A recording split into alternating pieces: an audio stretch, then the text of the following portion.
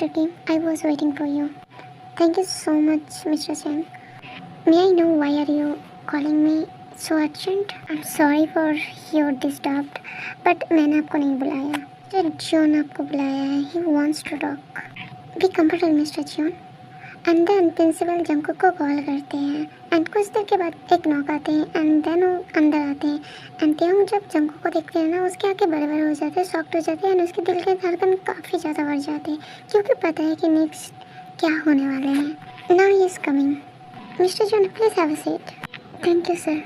And then Jungkook straightly Taehyung की तरफ देखते हैं जो अपने नज़र को हटा लेते हैं एंड वो प्रिटेंड कर ऐसे वो कर रहे थे. जंकुक को पता ही चल रहे थे कि वो प्रे कर रहे थे कि जंकुक उसके पापा को कुछ ना बताए. Please continue. एंड प्रिंसिपल चला जाता है एंड ऑफिस रूम पे बस तीनों है, आर्यन, जंकुक एंड ते. सो मिस किम, क्या मुझे सच बताना चाहिए आपके पापा के सामने जो आपने किया है? आप क्या बोल रहे हैं सर? मैंने जब कुछ किया ही नहीं तो मैं क्यों? आप क्या बताएंगे पापा को? Exactly that's my question.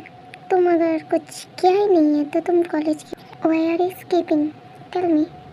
There must be reason right? I am sorry for interrupt mister John, मुझे कुछ समझ नहीं आया. Can you please say it clearly that I can understand properly?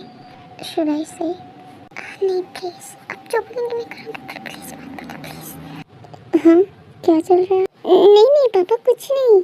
I am really sorry mister Kim right?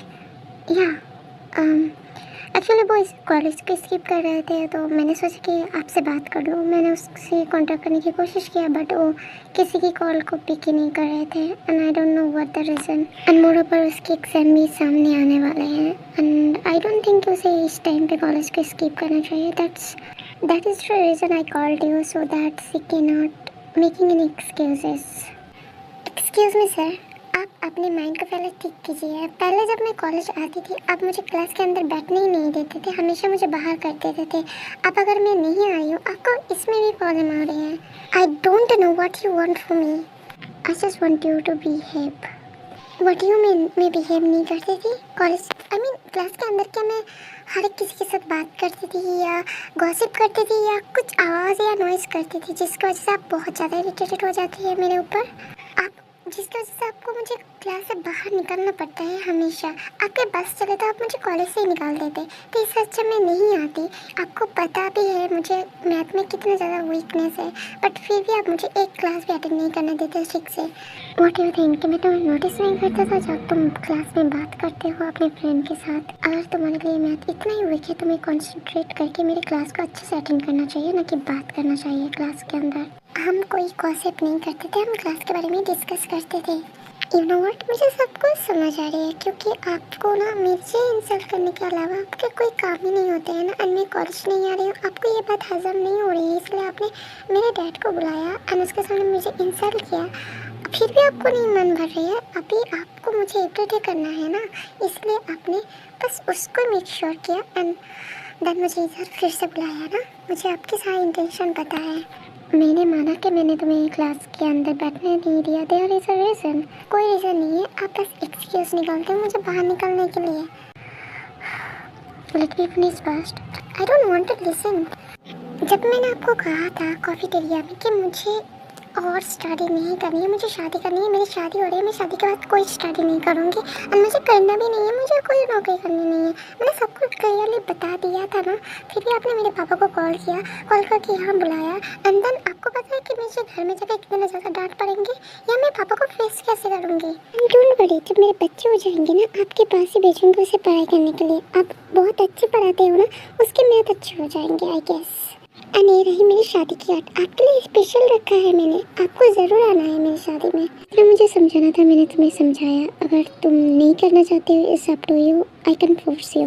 But मैं तुम्हें बस यही समझाना चाहता था कि अगर तुम्हें मेरी क्लास पसंद नहीं है तो तुम अदर टीचर की क्लास कर सकते हो, वो तुम्हारे साथ अच्छा है. एंड अभी तुम्हारी एज इतना नहीं है कि तुम अभी शादी के लिए रेडी हो जाओ.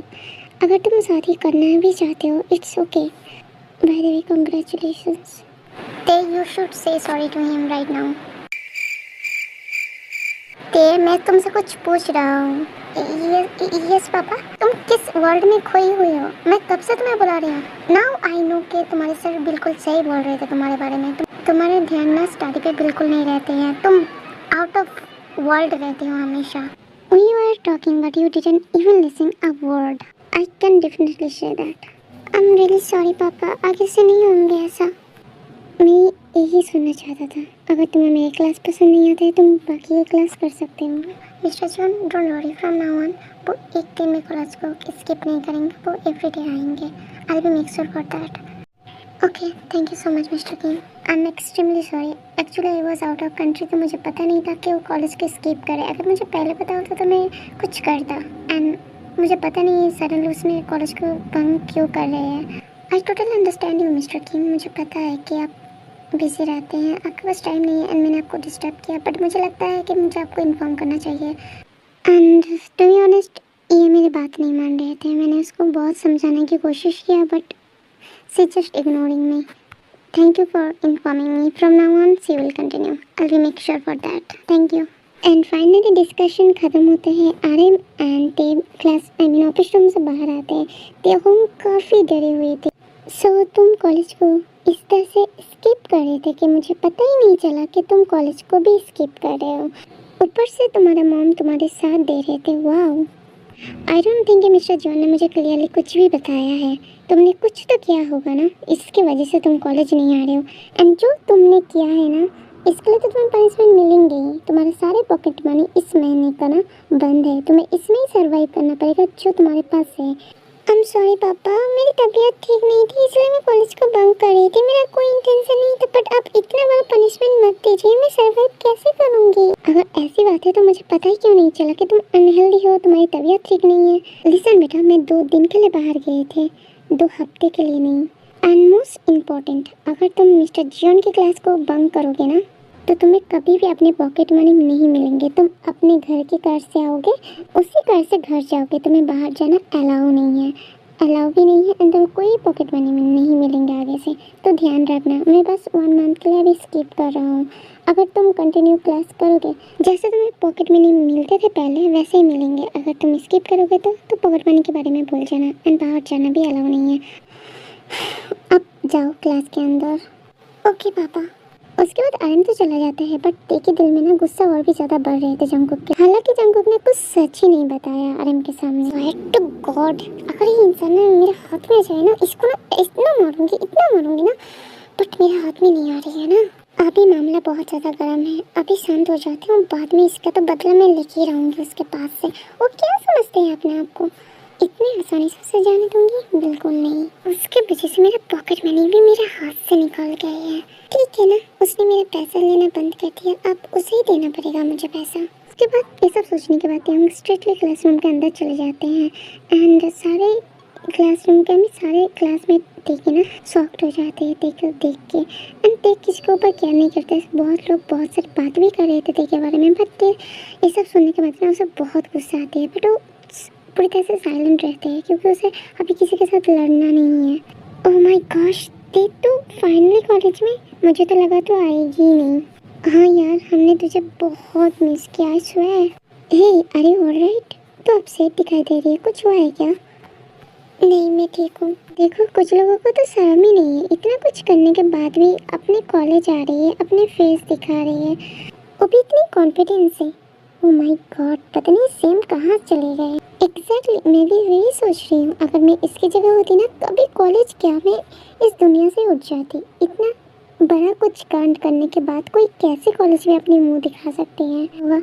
आई थिंक कुछ और भी बाकी रह गए होंगे, इसीलिए वो वापस आई है सर को फिर से फंसाने के लिए, है ना? ते अगर सर की अटेंशन पाना ही है तो कुछ और करके दिखाना, ये सब गंदी हरकतें करने की क्या ज़रूरत है। हाँ मैं भी वही सोच रही हूँ। अगर सर की अटेंशन पाना ही है ना तुझे तो अच्छे से स्टडी कर लिया करती, या सर को इम्प्रेस करने के लिए और भी अच्छा कर लेते। सर को फंसाने की क्या ज़रूरत है, एंड वो भी गंदी तरीके से। ओ माय, तो तुम सब डूब के मर जाते ना, ये बोलना चाहते हो ना? मैं सेमलेस हूँ, मेरे अंदर कोई सेम नहीं है। अगर दोबारा ना तुम्हारे गंदे मुँह से मेरे बारे में कुछ बोला ना तो अच्छा नहीं होंगे। अपना मुँह बंद रखो। एंड मुझे अटेंशन पाने की कोई ज़रूरत नहीं है, मुझे वैसे ही मिल जाते हैं। एंड तुम्हारे जो जीवन से है ना उसे कहना कि तो उसे क्यों नहीं कहते कि मुझे नोटिस करना बंद कर दे, तुम सबके ऊपर ध्यान दे, मेरे ऊपर नहीं। तुम सब बोल सकते हो ना। अगर तुम्हारे जीवन सर के ध्यान मेरे ऊपर जाते, इसमें मेरी कोई गलती नहीं है। मेरा ग्लैमर ही ऐसा है। और हाँ, जितने भी बनने की कोशिश भी करोगे ना, नहीं बन पाओगे। ओ हेलो, तुम अटेंशन सीकर हो, हम नहीं। छोड़ो यार, उसे मुंह लगना ही बेकार है।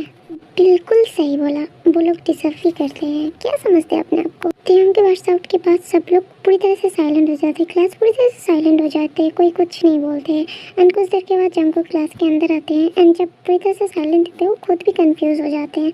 बट उसे अच्छा लगता है कि शायद क्लास सुधर गए होंगे। उसके बाद जंगकुक नोटिस करते हैं कि तेयंग क्लास के अंदर बैठी हुई है चुपचाप, जो उनकी तरफ गुस्से से देख रहे थे। बट जंगकुक इग्नोर करने के बाद वो अपने क्लास को कंटिन्यू करते हैं। अगर किसी को कोई डाउट है मुझे पूछ सकते हो, नहीं तो मैं दोबारा एक्सप्लेन करूँगा। Do you understand everyone? Yes sir, very good. Okay fine, they come and explain it.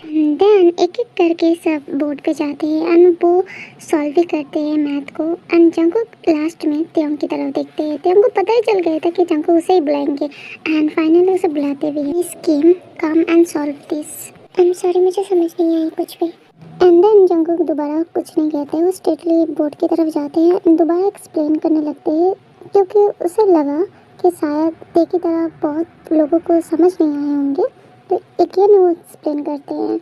वाह, आज इसने मुझे कुछ कहा क्यों नहीं? That's enough for today.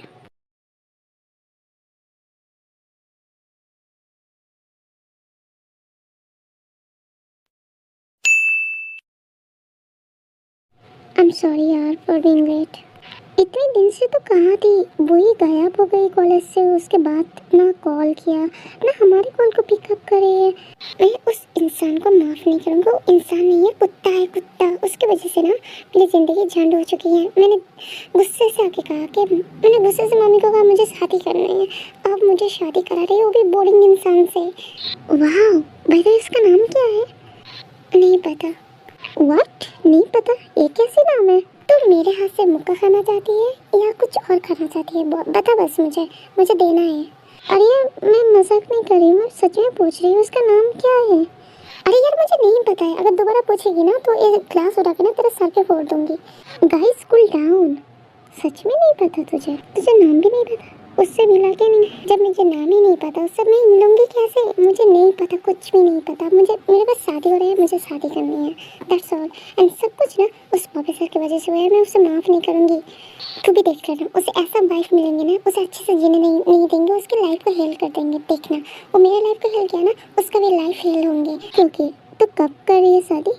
हाँ, नेक्स्ट संडे।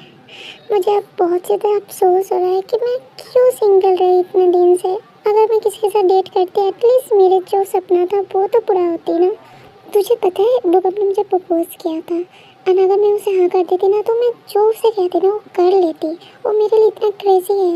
एंड जब मैंने उसे रिजेक्ट किया ना वो लिटरली रो रहे थे। हाँ ये बात तो सबको पता है कि वो तुझे बहुत लाइक करते हैं, बट प्रपोज कब किया तुझे? एक्चुअली लास्ट वीक वो कब ने मुझे कॉल किया था अर्जेंटली एंड मैं आई थी।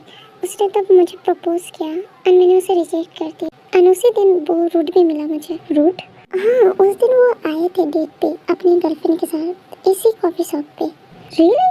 गर्लफ्रेंड कौन था? अरे तुझे नहीं पता जो न्यू मैम आए थे? मुझे उसका नाम नहीं पता, चुड़ैल कहीं की, उसकी वजह से मैं फंस गई थी। इसका मतलब दोनों सच में डेट कर रहे हैं?